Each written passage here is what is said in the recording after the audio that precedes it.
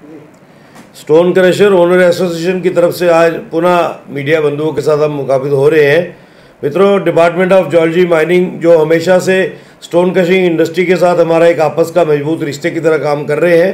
कल एक बहुत ही बेहतरीन निर्णय डिपार्टमेंट ऑफ जियोलॉजी माइनिंग के कमिश्नर सेक्रेटरी मनोज द्विवेदी साहब और डायरेक्टर ओपी भगत साहब की टीम ने लिया है, जिसका स्टोन क्रशर ओनर एसोसिएशन दिल की गहराइयों से स्वागत करती है कि कश्मीर खित्ते के अंदर वहाँ के स्थानीय क्वेरी ओनर्स, क्वेरी के मालिक, चाहे वो अथवाजन में हो चाहे वो लसजन में हो, 58 ब्लॉक जो ऑलरेडी टेंडर हो चुके थे, चाहे वो कोई भी कंपनी थी जिनकी टेंडरिंग हो चुकी थी, लेकिन क्योंकि वो टाइम लिमिट को फॉलो नहीं कर पाए, एनवायरनमेंट क्लियरेंस नहीं ले पाए, उनके टेंडरिंग प्रोसेस को कैंसिल करके स्थानीय लोगों को काम दिया है। मुझे लगता है ये बड़ा बेहतरीन निर्णय है और हम इसका एसोसिएशन की तरफ से स्वागत करते हैं। मनोज द्विवेदी साहब जो जियोलॉजी माइनिंग के हमारे कमिश्नर सेक्रेटरी हैं, ऑलरेडी स्टोन क्रशिंग इंडस्ट्री और ब्रिक इंडस्ट्री को बूस्ट देने के लिए बड़े बेहतरीन कार्य कर रहे हैं और यकीनन इससे भी एक बड़ा बेहतरीन कदम उठेगा और जो विश्वास हम जम्मू कश्मीर वासियों का एडमिनिस्ट्रेशन के प्रति है वो और भी मजबूत होगा। डायरेक्टर जियोलॉजी माइनिंग ओपी भगत साहब जो ऑलरेडी जम्मू के अंदर भी कश्मीर के अंदर भी बेहतरीन वातावरण बने और स्टोन क्रशिंग इंडस्ट्री विशेष करके एक ऐसी इंडस्ट्री जो कि इंफ्रास्ट्रक्चर डेवलपमेंट में बेहतरीन काम करने में और उपयोगी रोल निभाती है, उसको खड़ा करने में निभा रहे हैं। ये सराहनीय कदम है, लेकिन हम स्वागत तो करते हैं, एक गुहार भी करते हैं कि जो निर्णय आपने कश्मीर के क्वेरी ओनर्स या यूनिट होल्डर्स के लिए लिया है, सेम ही निर्णय आपको जम्मू के लिए भी लेना होगा। जम्मू के अंदर भी 250 पौने 300 के करीब स्टोन क्रशर्स हैं जो अननेसेसरीली ठेकेदार के ऊपर डिपेंड हो गए हैं कि वो हमें अलाउ करेंगे तो हम काम कर पाएंगे, जो मुझे लगता है कि इंडस्ट्री को सिक करने में बहुत बड़ा रोल निभा रहे हैं। और जैसे मैंने पहले भी कहा कि स्टोन क्रशिंग इंडस्ट्री के बेसिक इंडस्ट्री है और इंफ्रास्ट्रक्चर डेवलपमेंट में बुनियाद से लेकर उसकी इमारत की मंजिल तक पहुंचने में हमारा रोल रहता है, हमारा योगदान रहता है। इस इंडस्ट्री को जिंदा रखना, इसको बचाना एडमिनिस्ट्रेशन का एक बहुत बड़ा रोल है। जिस तरीके से मनोज द्विवेदी साहब और उनकी टीम में ओपी भगत साहब बेहतरीन कार्य कर रहे हैं, हम उम्मीद करते हैं कि आने वाले दिनों में जम्मू के अंदर भी ऐसा ही निर्णय हो और जहां पर जिन जिन ब्लॉकों के एनवायरनमेंट क्लियरेंस नहीं हुए हैं उसको रीशेड्यूल करके वहां के स्थानीय unit holders, stone crushing unit holders को वो लीज दी जाए ताकि वो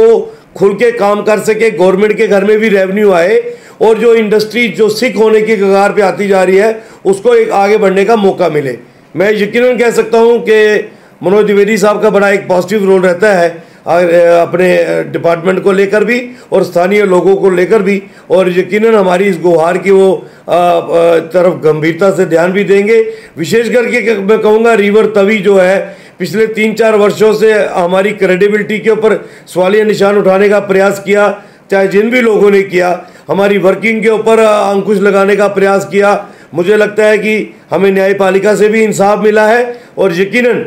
डिपार्टमेंट ऑफ जियोलॉजी माइनिंग से भी हमें इंसाफ मिलेगा, चाहे वो मनोज द्विवेदी के माध्यम से हो चाहे ओपी भगत साहब के माध्यम से हो। और यकीनन इस इंडस्ट्री को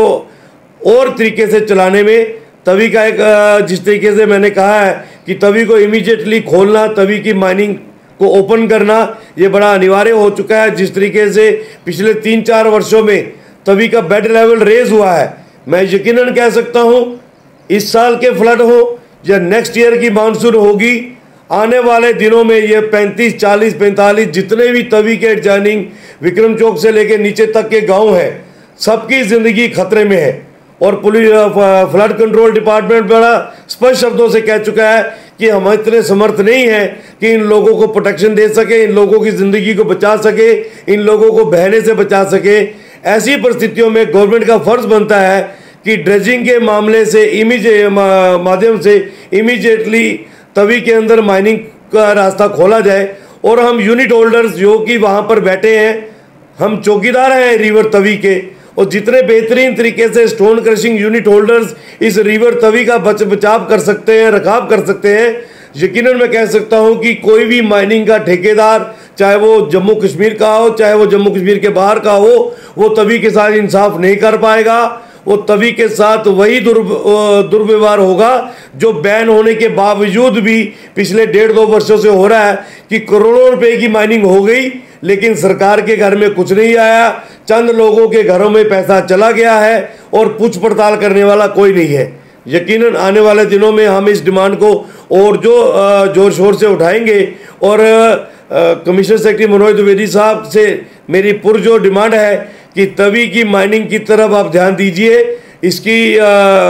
जो PIL उसको क्वैश करवाकर इमीडिएटली जो सन ऑफ द सॉइल है, जो हम यूनिट होल्डर्स हैं, जिनके बलबूते पे हज़ारों घरों की रोजी रोटी चल रही है, उनके हवाले तवी को कीजिए। हम तवी का ना नुकसान होने देंगे, ना सरकार का नुकसान होने देंगे, लेकिन इतना यकीन दिला सकते हैं कि सैकड़ों हज़ारों घरों की रोजी रोटी का साधन जो है वो हम लोग बनेंगे, जिस रोजी रोटी को पिछले 1.5-2 वर्षों से चंद अफसरों की वजह से और चंद ठेकेदारों की वजह से अंकुश लग चुका है और वो लोग भूखमरी की कगार पे आए हैं। तो हमारी तरफ से पुनः हम स्वागत करते हैं डिपार्टमेंट ऑफ ज्योलॉजी माइनिंग के अफसरान का, जिन्होंने कश्मीर के अंदर एक बेहतरीन वातावरण लाने का प्रयास किया है, और उम्मीद करते हैं कि सेम वातावरण जम्मू में भी लाया जाए। जम्मू के अंदर पुनः जो रुकी हुई है माइनिंग उसको खोला जाए, और जो ब्लॉक टेंडर हो चुके हैं और उनकी ईसीज क्लियर नहीं हुई है उसको कैंसिल करके हमारे स्थानीय लोगों को काम दिया जाए, ताकि स्थानीय जो सन ऑफ द सॉइल हैं वो काम भी करें,